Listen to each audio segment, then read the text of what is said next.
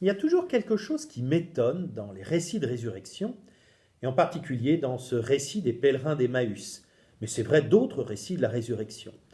Comment se fait-il que les proches, les disciples, Marie-Madeleine ne reconnaissent pas Jésus alors qu'ils l'ont vu il y a quelques heures? Comment se fait-il que le Christ ressuscité ne puisse pas se laisser reconnaître comme nous reconnaissons une personne que nous croisons dans la rue? Là, c'est lui qui prend l'initiative.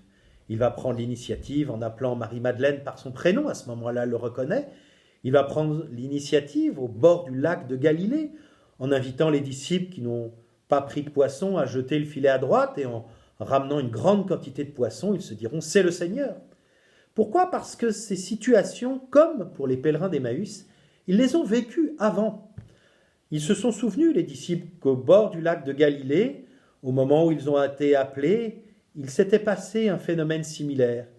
Le Seigneur les avait invités à jeter le filet et ils avaient ramené une grande quantité de poissons. Marie-Madeleine s'est souvenue aussi de cette relation personnelle qu'elle avait avec Jésus. Et quand elle entend son prénom, Marie, elle se souvient aussi. Quelque chose revient à sa mémoire qui permet d'identifier le crucifié. Eh bien, pour les pèlerins d'Emmaüs, c'est pareil. D'abord, leur cœur va être préparé par toute la méditation que Jésus va faire en relisant toute l'Écriture pour leur expliquer ce qui le concernait. Ça va préparer leur intelligence et leur cœur à ce geste qu'il va faire en arrivant à l'auberge d'Emmaüs. Ce geste, il est décrit simplement, il prend du pain, il prononce la bénédiction, il le rompt et il le leur donne. 3 verbes qui vont leur rappeler un autre geste qui s'est passé bien avant, lorsque Jésus a multiplié les pains pour une grande foule. Il a levé les yeux, prononcé la bénédiction, pris le pain, l'a rompu et l'a donné aux disciples. Voilà un geste qui en rappelle un autre. Et voilà le geste qui permet de reconnaître, oui, c'est vraiment la même personne, c'est le ressuscité. Et on voit bien que ce geste rappelle le geste que nous célébrons chaque messe, quand le prêtre prend le pain, prononce la bénédiction, prononce les paroles de la consécration. C'est vraiment le Christ qui est présent.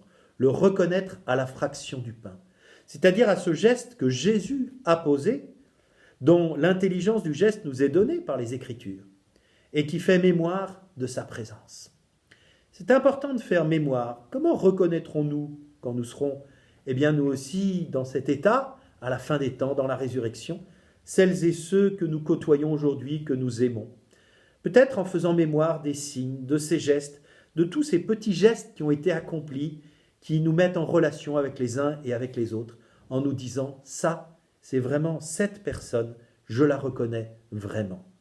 Soyons attentifs à faire mémoire de tous ces moments, en particulier ces moments heureux que nous passons avec les personnes, parce qu'ils construisent déjà l'éternité. Soyons attentifs aussi peut-être à faire mémoire dans notre vie, à ces moments où nous pouvons nous dire « oui, vraiment, le Christ ressuscité était présent ». Et je me souviens de ce moment, de ce que j'ai vécu, de cette expérience où je peux dire « oui, vraiment, Seigneur, je t'ai reconnu ».